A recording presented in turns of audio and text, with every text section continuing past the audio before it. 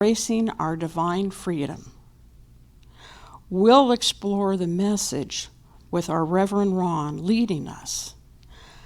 Finding freedom in liminal space. Standing at the threshold with hope, courage, and consciousness.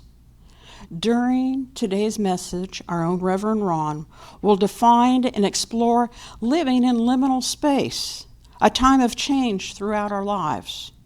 Liminal space is standing at the threshold and then stepping into an unfamiliar world. Stepping into this world may at first generate feelings of fear, uncertainty, and even doubt.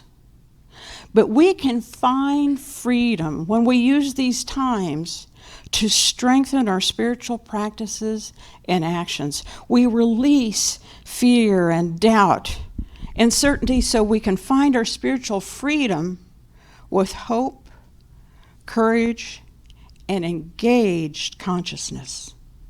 Let us welcome Reverend Ron.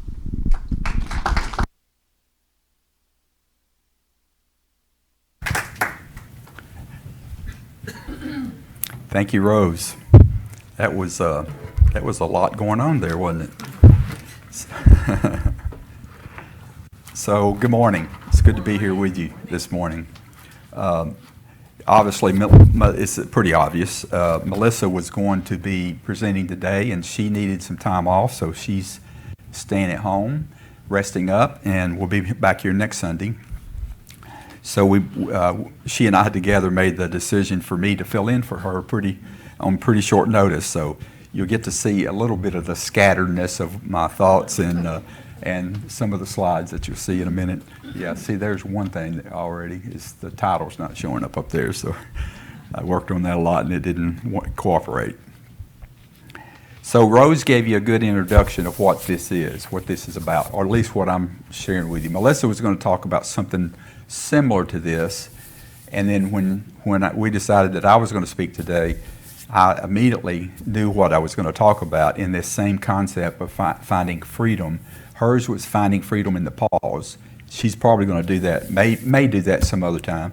It'll be a different, twist on the same concept, really, because liminal space is what spiritual teachers call when things are not as they were before, the uncertainty, the change in our lives, in our culture, in our politics, in our world. It's liminal space.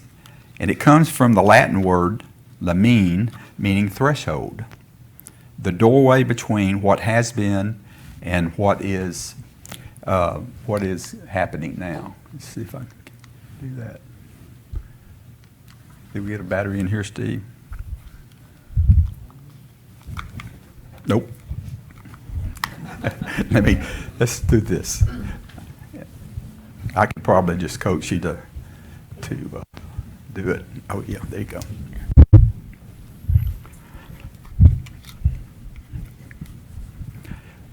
It doesn't. Most of you know we do a lot together, preparing for service, but it takes a lot of and batteries. But it takes a lot of people and juggling all this to make this happen.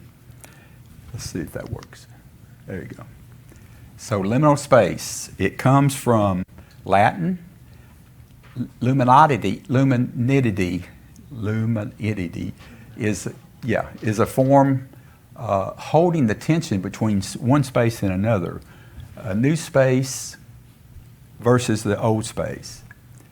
It's transitional moments in our lives that authentic transformation can happen. Now, personally, we all have a lot of these. There's on and on and on about I'll talk about, it's a different world for me. My life is so different, and it keeps changing. It's a mysterious place where one chapter ends and another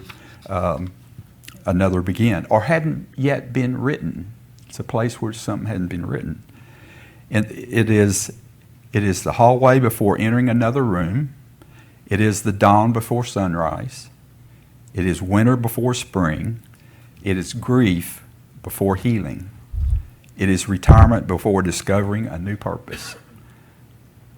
It is silence before a new song. So every genuine spiritual transformation happens here in the liminal space, the threshold before whatever. So kind of as a reference of where we're starting with this, scriptural references is from Romans 12:2.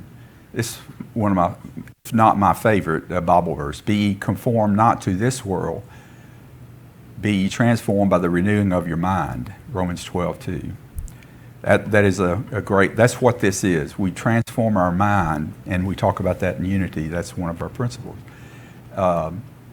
And so we pause at this threshold as we get ready to enter this new world. The second reference, or that's very good, is again, this is one of, peace be still. I quoted I cut the first part out. Peace be still and know that I am God, from Psalms 46:10. I do a meditation where you can say, peace be still and know that I am God. And then you cut it off, peace be still. Peace be still. And then you say, I am God. Very powerful. If you haven't tried something like that, try it sometime. So it's a genuine spiritual transformation. So how does it work? Richard Rohr, if you know him, I quote him as much as I quote Charles Fillmore. He says that our deepest work happens in the threshold of our lives, whether it's a birth, a new birth, or a transition of a family member or a friend. It naturally we want certainty in our lives. We want to be certain what's happening. We want answers. We want stability. And then he goes on to say this. He said, God seems to he's remarkably comfortable with mystery. Stays in the mystery, which keeps us there too. And most of the time we don't like that. Because these the transitions aren't necessarily easy to understand sometimes. So living a threshold of history. Today we are not simply living through personal transitions. We're living through cultural transformations, social landscape shifts almost daily. Technology changes how we think. Truth itself seems negotiable. Political polarization has become a way of life. Many people no longer see neighbors. They see enemies. And we've got to do better. We got to carry ourselves better than that. Many conversations are no longer invitations to understand. They become competitions to win. Social media rewards outrage. You know, even the social media, the more you argue, the more the discontent there is in some of the social media. They pay that. They pay people to do that. The new profits from conflict, fear spreads faster than wisdom today. Every day our senses are poked and prodded. Someone says something offensive, another law changes, another scandal emerges. That happens a lot these days. Another headline appears. Our nervous system is on alert for all these constant changes, constant alert. Instead of living from experience and from spirit, we live from reaction. So there can be a different kind of threshold of standing at the door of these changes. Consciousness, this comes from some unity teachings. Charles Fillmore said something like this as well, that consciousness always precedes experience. We do not become peaceful because we eliminate conflict. Peace occurs when consciousness changes. It's, that's what we say in our principles. We change our thoughts, which consciousness, or being engaged, and that's what we're going to talk about in here. Is that we approach the threshold of these liminal spaces with hope and courage and engaged consciousness. We don't run away. We stay with engaged consciousness. whatever we can do, you participate, whatever we can do, however we can do it, but we don't run away. We do not become peaceful because we finally eliminate conflict. I like that statement. And there's another one. So unity always says, Charles Fillmore's quoted with this, and it's Eric Butterworth quotes it a lot, the kingdom of God is within you. Not someday, not somewhere else. It's within you right now. The kingdom of God is within you right now. So the challenge before us is obvious. Many thoughtful observers recognizing troubled movements within our nation, within our own personal lives, and I even wrote some of them down. Some of the list of what the political divides are today. There's no sense of, we don't have to go there. We know what they are, and it doesn't. We can still embrace each other, even if there's a change. We still have to engage with the consciousness and with compassion. So whether anyone argues with every analysis or not, we cannot deny that many people are living with fear, uncertainty, and grief over the direction that's occurring in our culture today. And unity has always taught, what I've always gotten from the unity teachings, is that spirituality is not escape. It's not escape from this world, not escape. It is awakening. And Charles Fillmore reminds us that truth must be demonstrated daily. That's the engaged consciousness part of this journey. You could get to a threshold and just, and even if it's too painful, you might even pull it back inside and not deal with it. If the change is personal and you just don't want to deal with it. Michael, in Living Untethered, Michael Singer says those are samskaras. We take that pain and we put it inside, and it stays there. Well, we know we have to live these and demonstrate this daily. If our spirituality never affects how we love our neighbors, or how we seek justice, or how we protect the vulnerable, then it remains only an idea. It has to be something that we demonstrate every day. Another thing that Richard Rohr talks about is non-duality. Well, the trap of duality is that there's a danger. If we fight hatred, we fight hatred with hatred, division with division, fear with fear. We become what we oppose. And there's the Charles Fillmore quote. Sorry about that. And I think this one, that's coming up. Richard Rohr often reminds us that, that's it. Richard Rohr often reminds us that the ego loves taking sides. It loves certainty. It loves creating us versus them. And ego believes it is saving the world. Each one of us have that ego. Can you imagine all the egos that we each bring to a discussion or a fight? The ego always believes it's saving the world. Meanwhile, it can reproduce what the very violence it condemns. And Jesus refused that path. As an example of Jesus is a way shower. He challenged injustice. He confronted hypocrisy. He overturned tables. Yet he never surrendered his identity to anger. His center remained love. He remained love. So freedom the talk title is Freedom in Liminal Space. So how do we get there? Perhaps it's not found by escaping uncertainty, because these thresholds are uncertain, so we don't get there by escaping from that. Perhaps freedom is discovered inside uncertainty.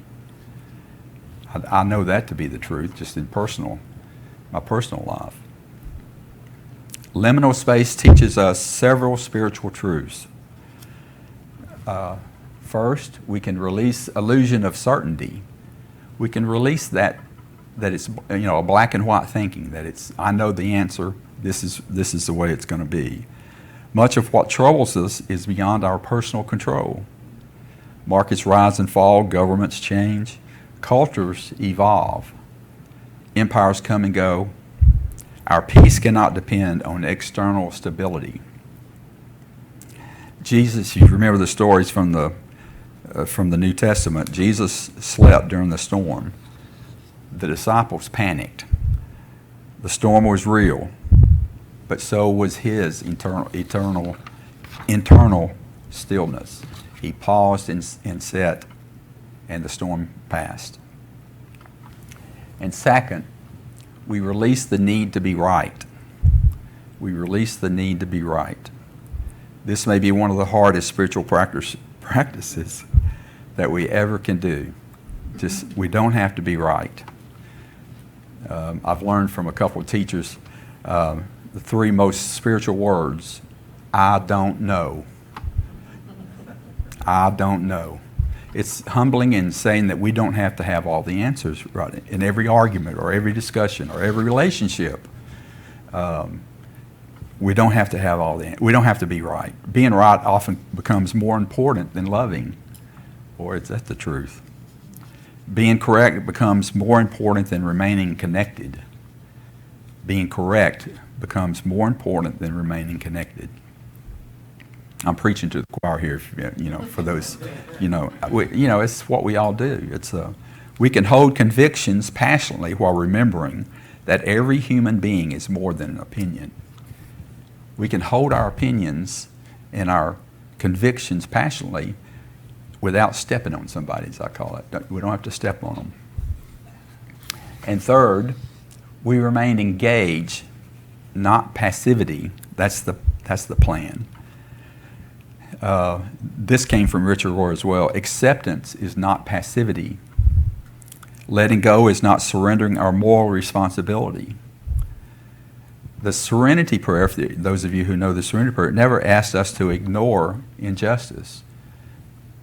It invites us to know the difference between what we can influence and what we cannot. So what is that? We can speak, we can vote, we can volunteer, we can advocate, we can protect the vulnerable, which is what we do here with the part of the thing we do with the Family First. We can stand with those whose voices are ignored. We can support truth. We can challenge corruption wherever we see it. We can practice generosity, but never surrender never surrender our inner freedom to fear. Never surrender our inner freedom to fear. So, let's see. Not yet. Not doing that yet. So Howard Thurman, who is a spiritualist who's written a lot of spiritual books, he says, don't ask what the world needs. Ask what makes you come alive. Don't ask what the world needs. Ask what you need to come alive. Because what the world needs is people fully alive. Move into that engaged consciousness. If your consciousness is awakened with these principles that we're talking about, the 5 principles, you can have an engaged consciousness. Not to hide, not to step on anybody, if you will, but we can be engaged. And he goes on to say, because what the world needs is people fully alive. I don't think we're fully alive if we're not expressing our spirituality and expressing and being hopeful and courageous and engaged with our consciousness. So the New Thought movement, I found this in one of my notes, which I did a double take because I'm not sure I agree with this totally. New Thought movement has never been about passive optimism. The Unity movement has been called Pollyannish. We can stay in that place. We can have affirmations and denials and stay in that place of optimism. It's not to deny that something is not optimal in our life. It's not about that. What it means is that we can stay engaged and look at the silver lining and not always have to, go wallow in the ditch, wallow with our negative thoughts. It has always been about wakened consciousness, exploring itself through compassionate action. That should be a bumper sticker. It is always about awakened consciousness expressing itself through compassion. Optimism says everything will work out. Hope says I will continue to love regardless. Optimism depends on outcomes. Hope depends on presence. Hope becomes an act of spiritual courage. So imagine you're standing at this doorway, and beyond you is behind you is the familiar world. Ahead lies uncertainty. The temptation is to run backwards to what we know, or force ourselves into the future. But perhaps God invites us to simply stand there, breathe, notice, listen, trust. This threshold becomes holy ground because God is here. God is at the threshold. Just like Richard Ward says, that's where God does his best work. And again, when I say that, that's within. That's the kingdom is within us. God is here. Your higher self is here. Your engaged consciousness is here. And there are a lot of Bible stories talking about liminal space. Abraham leaving his home, Moses in the wilderness, Israel crossing the Jordan, Jesus in the desert. The disciples between Good Friday and Easter morning, they were a mess. If you remember the story, they were a mess. Denying Jesus in one hand, and accepting, they were just a mess. So that's definitely a liminal space. Transformation always occurs between certainty and resurrection. Now, resurrection, has a bad term for some of us that were raised in fundamentalist churches or a different faith. The resurrection can be resurrection of ourselves and awareness, awakening to ourselves. That's the resurrection that we talk about, and it happens with in our closing and in our handling of this liminal space. How do we bear this? And it takes time. Sometimes we stand there for a long time. Grief is a doorway. It can be a blessing, and it can also be painful. It's both and. Any of these thresholds can be both and. They can have blessings, they can have suffering, but we have to stay there. If we run away from it, it just builds up inside and we become bitter or angry or cynical. And if we stay with it and walk through the door with our engaged consciousness, you could also call that the Christ consciousness. The Christ consciousness that each one of us have within us.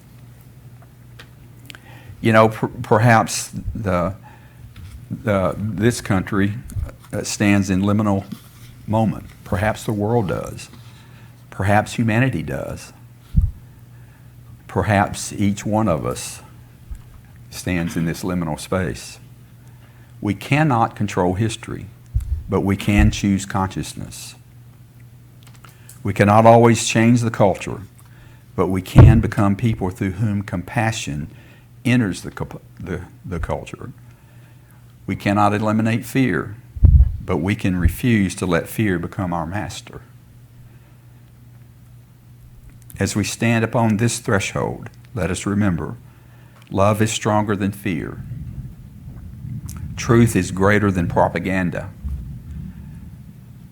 Generosity is still richer than greed. Justice is still holier than domination. And the Christ within each one of us is calling humanity toward a larger consciousness. We always say, let us be the peace that we wish to see in the world. Each one of us, let us be the peace. Let us be the consciousness that we wish to see in the world.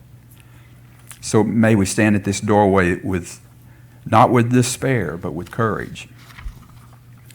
And not with certainty, but with trust. So at these new doors in our lives, or even in our culture right now, there's not a whole lot that's still certain about, what most of us here in this audience anyway, or listening on Facebook, we had certain things that were certain. There's change. There's a threshold. So we stand at the threshold not with hatred, but with love. Not asleep to the suffering of the world, but awake to the presence that is forever creating something new. That's how we can navigate this world, I think, today, through this liminal space. So we can have these affirmations in front of us. I'll read these out as you follow along. I stand at the sacred threshold with faith. I release fear and choose presence. Say that one with me. I release fear and choose presence. I speak truth with compassion. I act with courage and love. I trust divine love unfolding within me, within humanity, and within our world. I don't say that to be Pollyannish or to be, to be optimistic. I believe it's the truth, that I can trust divine life unfolding within me and within you, within humanity, and within our world. And so it is. So we're gonna go into a time of meditation, and I'm gonna leave these on the screen. And if you want to get in your meditation, if you pop up and your eyes open, you can look at those and see which one resonates with you. So let's just take a moment to go into meditation and to feel feel the energy and the thoughts and the teachings of what unity teaches and what we've read here, what I've spoken about here today, about standing at the threshold of change and walking through it with courage and hope and with engaged consciousness. Not just, we don't deny what's going on, but we can walk through it with engaged consciousness. So again, take a deep breath as you settle into your seat and get comfortable. Take a deep breath in. And meditation, as we do today, is not escape from reality, but is the practice of training the mind to release every thought that claims ultimate authority, to claim certainty. So as we go within, we scan our bodies to see what needs to be released, what needs to be healed. We turn the power of love and wholeness and completeness into those spots in us that need healing. Physical healing, mental healing, spiritual healing. Just take a moment to sense that awareness of what's in you right now, that Christ consciousness, that engaged consciousness that lives in you.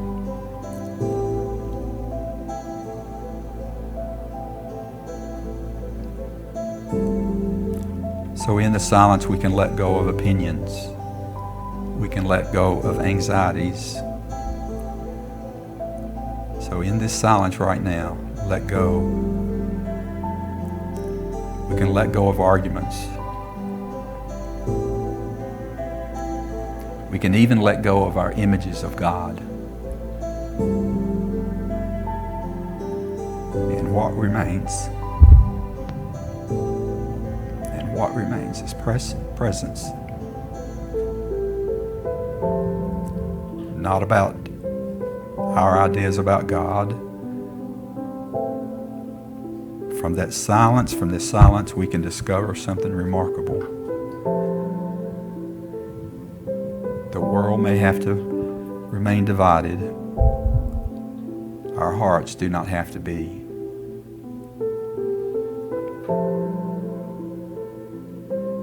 So look into your heart.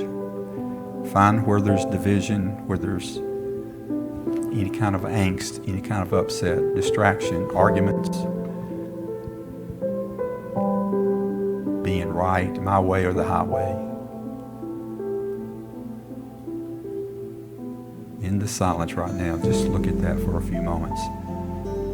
It's not to beat ourselves up or anything. It's just to become aware, to be awakened. To be awakened to this Christ consciousness, the engaged consciousness. To practice the matters that really matter.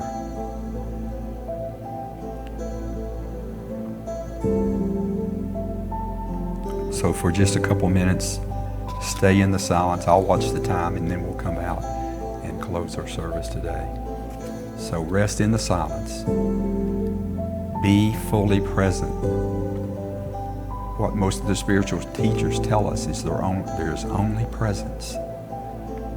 Be in that presence right now. Be in the presence. In the silence.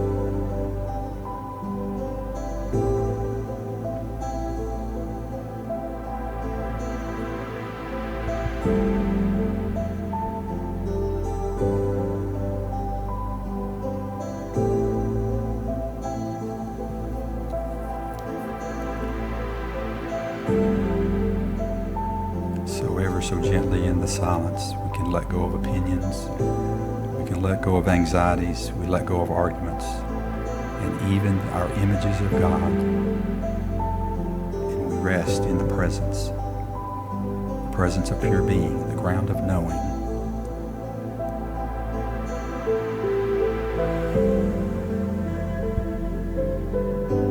From the silence we discover something remarkable. The world may remain divided. Our hearts do not have to be.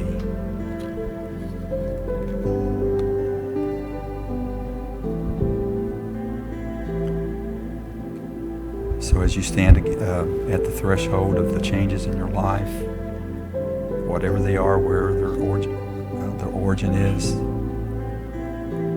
again, God invites us to simply stand there, breathe, notice, listen, trust.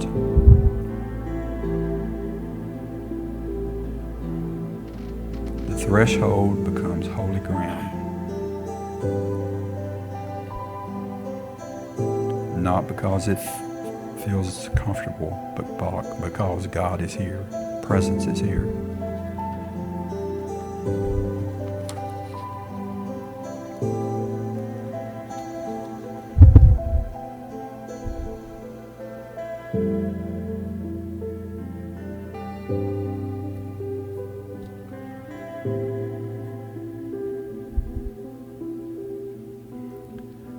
So ever so gently begin to bring your attention back to this space where you are.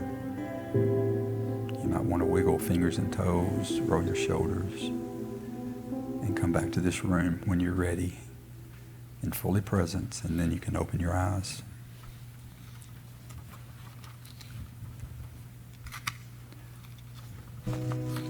I I got one more slide here, I think, that I did. So here's some reflection questions for you. Where in my life am I standing at a threshold? This may be what we would call homework if we were doing a class. What am I invited to release? What am I being invited to release? What are you hanging on to keep you from experiencing this compassionate, loving, infinite consciousness?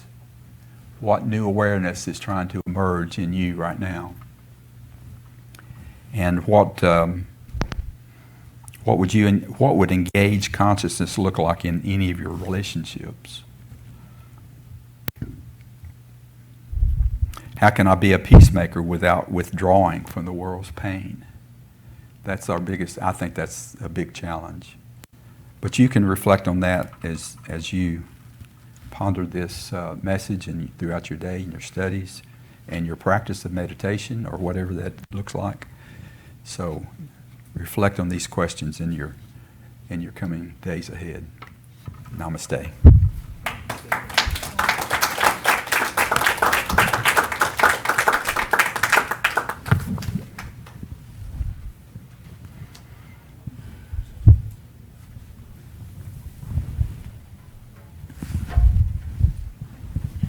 That was great, Ron. Thank you. I loved it. Thank you. Thank you. And I'm sure he knows he was talking Course in Miracles, too. Yes. So you know that. Yes. Yes. Okay. Now it's time for us to enter into generosity consciousness. We want to thank everybody who has continued to bless this community with your tithes and your offerings, because we wouldn't be here without that. And we're truly blessed by your giving. So if you feel led by Spirit today to give, we invite you to prepare your gift now. And if you're being led to make an online donation, you can use the PayPal QR code or visit our website, or you can do like Bob and I do and make arrangements with your financial institution or whatever, so many different ways. But right now, we invite you to hold the thought of your gift in your mind and your heart as we say our offering blessing together. That will be here on the screen, on the front and the back. Divine love flowing through me blesses and multiplies all that I have, all that I give, and all that I receive. And so it is. Amen. Thank you very much.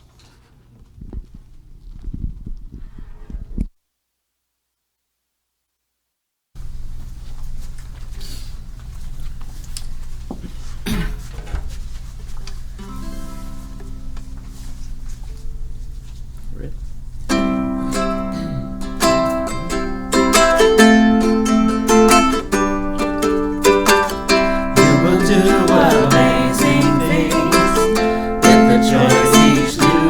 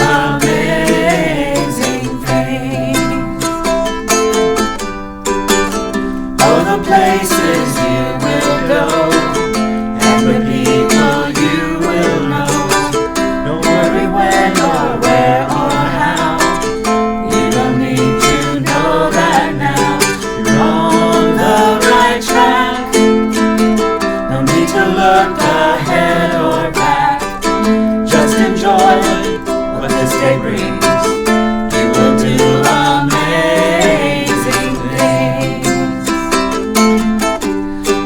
Amazing, amazing. You will do amazing things. Amazing, amazing. You will do amazing things.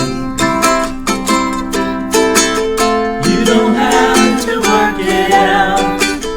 Just stay in the here and now. Let your mind rest for a little while. Sometimes the deepest answers come when you're out there having fun.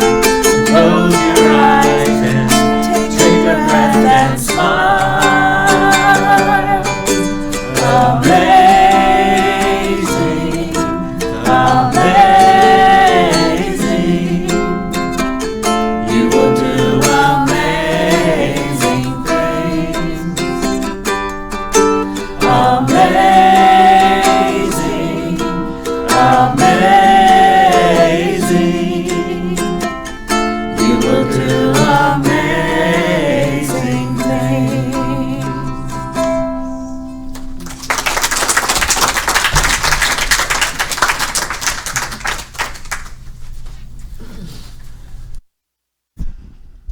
Okay, thank you, Unity Singers.